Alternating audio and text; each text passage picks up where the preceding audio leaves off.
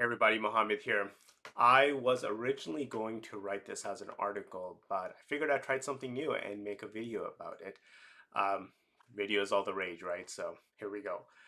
And if I had written an article about this, I would have called it Why I Don't Get the Best Deals or the Best Discounts, even though I am a really good negotiator. And I really am. I mean, I'm a hypnotist, so I'm pretty good with words.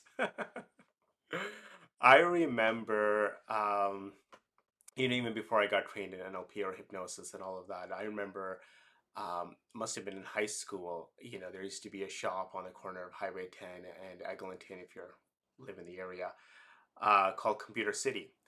And just me bargaining and negotiating, they make a silly mistake about putting one of their products in the wrong section, and there was a sign that was meant for another product. And anyways, just saying, hey, you know what, you got to honor the price and you got to do this. So um, just giving them a hard time, but ultimately always getting what I wanted, getting that game controller for 20 bucks cheaper or whatever it was. But um, the reason I say that, I know I'm not the person who really drills, I guess, salespeople down in terms of giving me the best possible price or the best possible rate.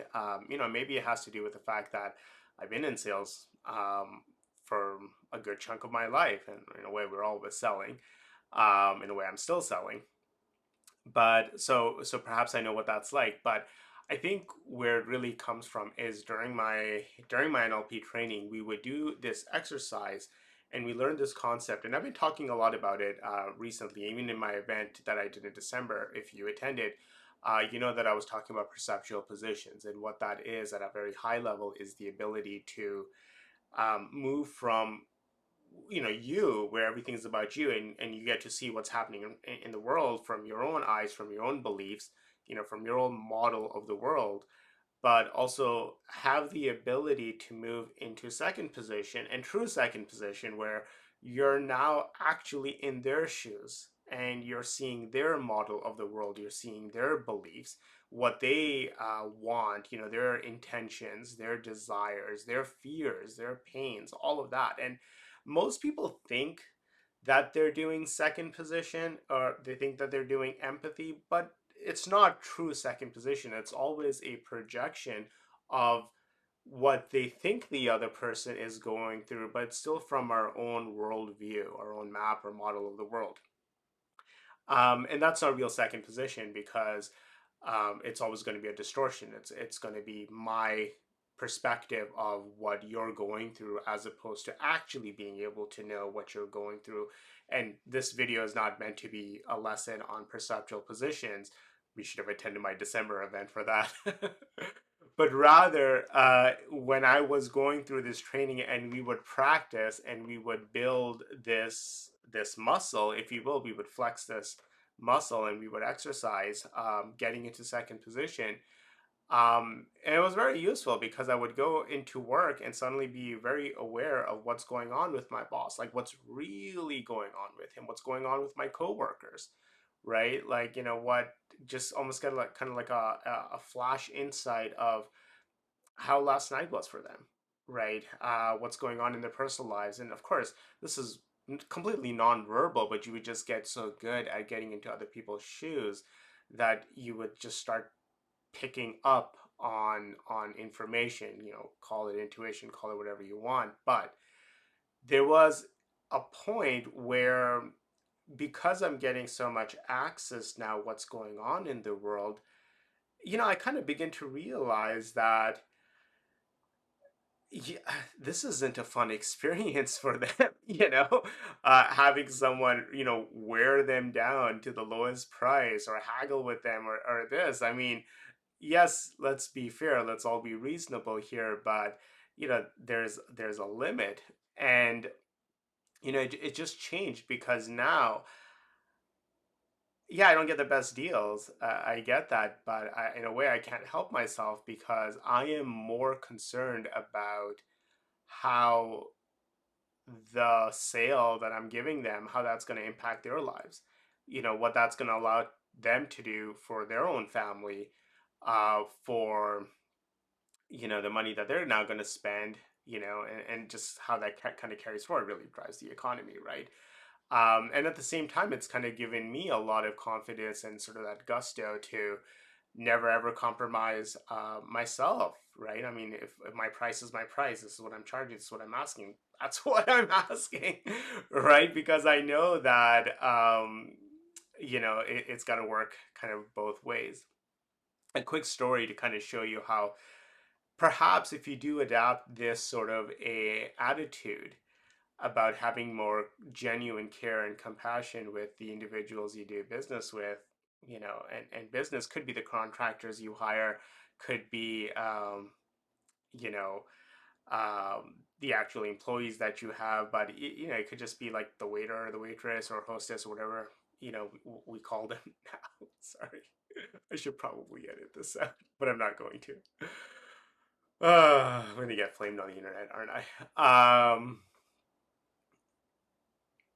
Giving them a reasonable tip, because if you can afford to eat and pay $100 for a meal, um, we can afford like $20 as a tip, right?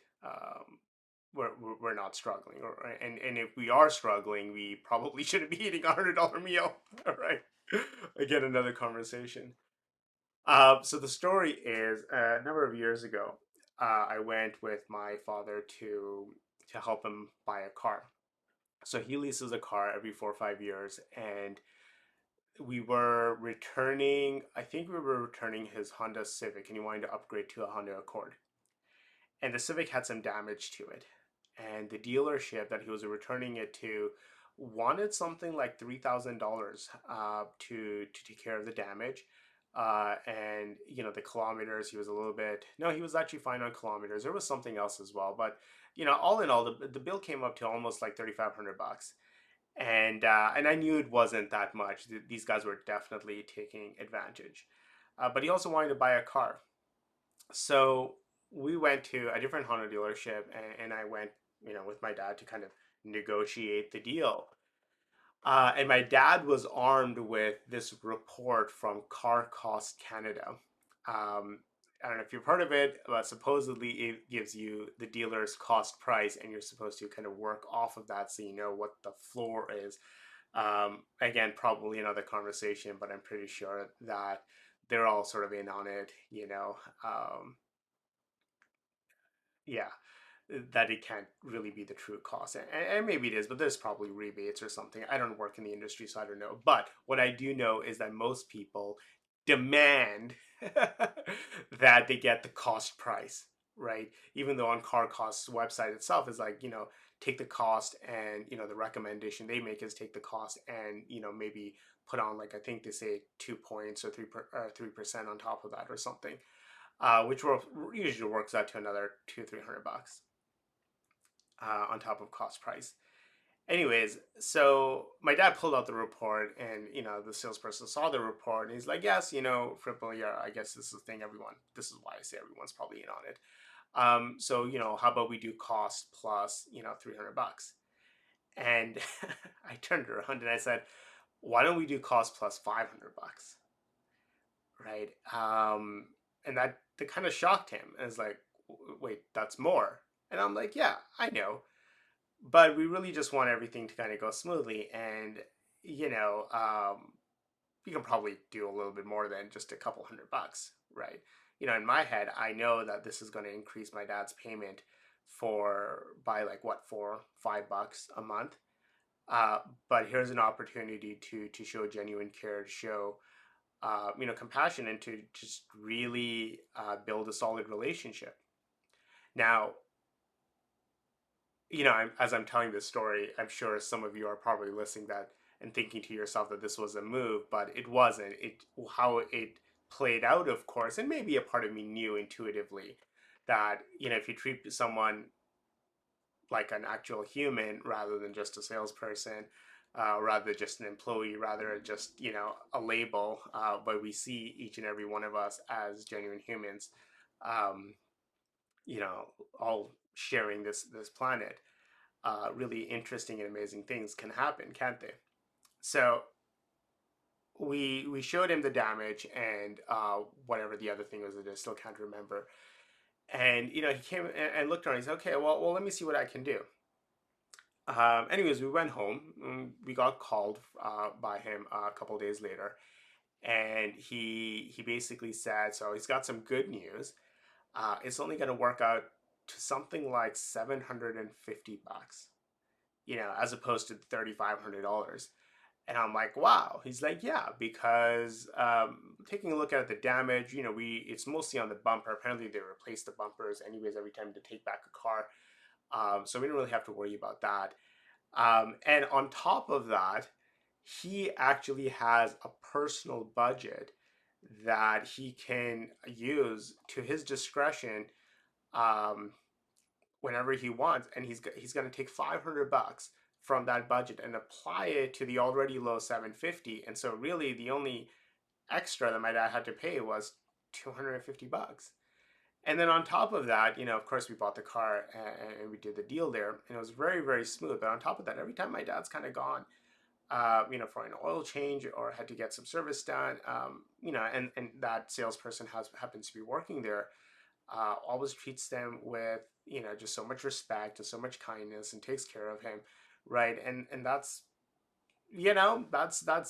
comes from a place when it's genuine. It doesn't happen. When you try to make a move, when you're doing this with an agenda, with an ulterior motive, it doesn't work like that. People, our hearts are way too intelligent for that, and we just know, and everyone just knows. So for what it's worth, that's what's kind of going on, and this is why I say that even though I know all the clever language patterns and I know the slick moves and I know psychology, I very much choose to see the human being first. And I do my best to make sure that we're all taken care of. I don't get taken advantage of. I'm not naive, but hey, what's an extra $4 or $5 a month to just build good relations? All right, guys. Hope you enjoyed this video. Let me know. All right, take care. Bye.